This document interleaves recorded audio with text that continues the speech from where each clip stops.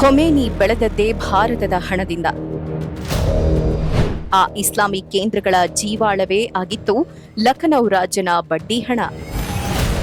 ಭಾರತದ ಹಣವಿಲ್ಲದೆ ಇರುತ್ತಿದ್ದರೆ ಖೊಮೇನಿಯೇ ಇರುತ್ತಿರಲಿಲ್ಲ.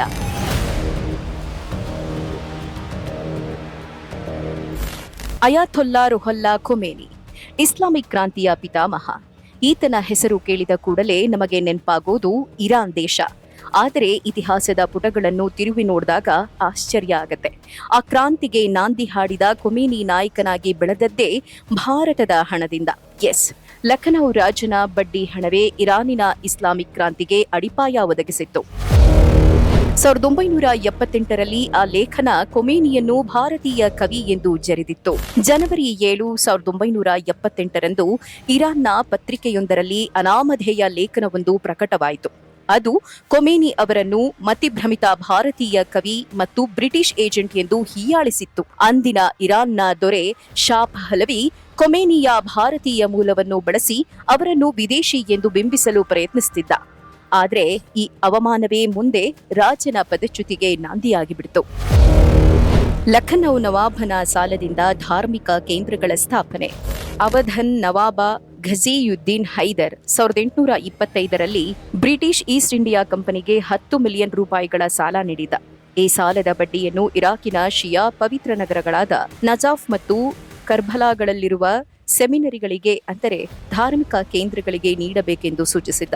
ಬ್ರಿಟಿಷರಿಂದ ಹರಿದು ಬಂದ ಆ ಭಾರತೀಯ ಹಣ ನಜಾಫ್ ನಗರದ ವಿದ್ವಾಂಸರಿಗೆ ಮತ್ತು ಬಡ ವಿದ್ಯಾರ್ಥಿಗಳಿಗೆ ಜೀವನಾಡಿಯಾಯಿತು. ಇತಿಹಾಸದ ಪ್ರಕಾರ 1850ರಿಂದ 1903ರವರೆಗೆ ಸುಮಾರು 60 ಲಕ್ಷ ರೂಪಾಯಿಗಳು ಭಾರತದಿಂದ ಈ ನಗರಗಳಿಗೆ ಹರಿಯಿತು. ಆಗಿನ ಕಾಲಕ್ಕೆ ಇದು ಭಾರೀ ದೊಡ್ಡ ಮೊತ್ತದ ಹಣ. ವಿಲಾಯತ್ ಎ ಫಕೀಹ್ ಸಿದ್ಧಾಂತದ ಉದಯ. ಈ ಭಾರತೀಯ ಹಣದಿಂದ ಪೋಷಿತವಾದ ನಜಾಫ್ನ ವಿದ್ವಾಂಸರು ಕೇವಲ ಧರ್ಮವನ್ನಷ್ಟೇ ಬೋಧಿಸಲಿಲ್ಲ, ಬದಲಿಗೆ ಧಾರ್ಮಿಕ ನಾಯಕರು ರಾಜಕೀಯ ಅಧಿಕಾರವನ್ನು ಹೊಂದಿರಬಹುದೇ ಎಂಬ ಬಗ್ಗೆ ಗಂಭೀರ ಚರ್ಚೆಗಳನ್ನು ನಡೆಸಿದ್ರು. ಈ ಬಗ್ಗೆ ಒಮ್ಮತ ಮೂಡಿಸುವ ಪ್ರಯತ್ನವೂ ಯಶಸ್ವಿಯಾಯಿತು. ಖೊಮೇನಿ ಪ್ರತಿಪಾದಿಸಿದ ವಿಲಾಯತ್ ಎ ಫಕೀಹ್, ಅಂದರೆ ಧರ್ಮಗುರುಗಳ ಆಡಳಿತ ಎಂಬ ಹೊಸ ಸಿದ್ಧಾಂತದ ಮೂಲ ಹುಟ್ಟಿಕೊಂಡಿದ್ದೇ ಈ ಧಾರ್ಮಿಕ ಕೇಂದ್ರಗಳಲ್ಲಿ. ಭಾರತದ ರೂಪಾಯಿ ಈ ಶೈಕ್ಷಣಿಕ ವ್ಯವಸ್ಥೆಯನ್ನು ಜೀವಂತವಾಗಿರಿಸದೇ ಇದ್ದಿದ್ರೆ ಖೊಮೇನಿ ಸಿದ್ಧಾಂತಕ್ಕೆ ಅಡಿಪಾಯವೇ ಇರುತ್ತಿರಲಿಲ್ಲ. ಖೊಮೇನಿ ಕೌಟುಂಬಿಕ ಬೇರುಗಳು. ಖೊಮೇನಿಯ ಅಜ್ಜ ಸೈಯದ್ ಅಹಮದ್ ಮುಸಾವಿ ಹಿಂದಿ ಉತ್ತರ ಪ್ರದೇಶದ ಬಾರಾಂಬಂಕಿ ಜಿಲ್ಲೆಯ ಕಿಂತೂರ್ ಗ್ರಾಮದವರು.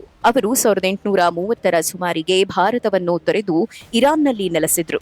ಹೀಗಾಗಿ ಖೊಮೇನಿಯವರ ಹೆಸರಿನಲ್ಲಿ ಹಿಂದಿ ಎಂಬ ಪದವಿತ್ತು. ಅವರ ಕುಟುಂಬದ ಸಂಸ್ಕೃತಿ ಮತ್ತು ಜ್ಞಾನದ ಬೇರುಗಳು ಭಾರತದ ಅವಧ್ ಪ್ರಾಂತ್ಯದ ಶಿಯಾ ವಿದ್ವತ್ ಪರಂಪರೆಯೊಂದಿಗೆ ಬೆಸೆದುಕೊಂಡಿರುವುದು ಎಲ್ಲರಿಗೂ ಗೊತ್ತಿರುವ ವಿಚಾರವೇ. ಬ್ರಿಟಿಷರ ಕುತಂತ್ರ ಮತ್ತು ತಿರುಗುಬಾಣ. ಬ್ರಿಟಿಷರು ಈ ಭಾರತೀಯ ಹಣದಿಂದ ತಮ್ಮ ಬೇಳೆ ಬೇಯಿಸಿಕೊಳ್ಳಲು ಯತ್ನಿಸಿದ್ರು. ಇರಾನ್ ಮತ್ತು ಇರಾಕ್ನ ಧರ್ಮಗುರುಗಳನ್ನು ನಿಯಂತ್ರಿಸಲು ಒಂದು ಅಸ್ತ್ರವಾಗಿ ಬಳಸಿಕೊಳ್ಳಲು ಪ್ರಯತ್ನಿಸಿದ್ರು. ಆದರೆ ಅವರು ನಿರ್ಮಿಸಿದ ಇದೇ ಧಾರ್ಮಿಕ ಜಾಲ ಮುಂದೆ ಬ್ರಿಟಿಷರ ಮತ್ತು ಅಮೆರಿಕದ ಪರವಾಗಿದ್ದ ರಾಜ ಶಾ ಪಹಲವಿ ಆಡಳಿತದ ವಿರುದ್ಧವೇ ತಿರುಗಿಬಿದ್ದಿತ್ತು. ಇರಾನ್ನ ಇಸ್ಲಾಮಿಕ್ ಗಣರಾಜ್ಯ ಕೇವಲ ಆ ದೇಶದ ಆಂತರಿಕ ನಿರ್ಧಾರಗಳಿಂದ ಹುಟ್ಟಿದ್ದಲ್ಲ, ಭಾರತದ ಅವಧ್ ಪ್ರಾಂತ್ಯದ ಬಡ್ಡಿ ಹಣ ನಿರ್ಮಿಸಿದ ಸೆಮಿನರಿಗಳು ಮತ್ತು ವಿದ್ವಾಂಸರು ಸೃಷ್ಟಿಸಿದ ಇಸ್ಲಾಮಿಕ್ ಸಿದ್ಧಾಂತವಾಗಿಬಿಡ್ತು. ಆ ಸಿದ್ಧಾಂತಗಳೇ ಇಂದಿನ ಇರಾನ್ನ ವ್ಯವಸ್ಥೆಗೆ ಅಡಿಪಾಯ ಅನ್ನೋದನ್ನ ನಾವು ಗಮನಿಸಬೇಕಿದೆ. ಈ ಐತಿಹಾಸಿಕ ಕೊಂಡಿಯನ್ನು ಗಮನಿಸಿದಾಗ ಭಾರತೀಯ ಹಣವಿಲ್ಲದಿದ್ದರೆ ಖೊಮೇನಿ ಎಂಬ ನಾಯಕನೇ ಇರುತ್ತಿರಲಿಲ್ಲ ಎಂಬ ಮಾತು ಅತಿಶಯೋಕ್ತಿಯಂತೂ ಅಲ್ಲ. ನೀವೇನಂತೀರಿ?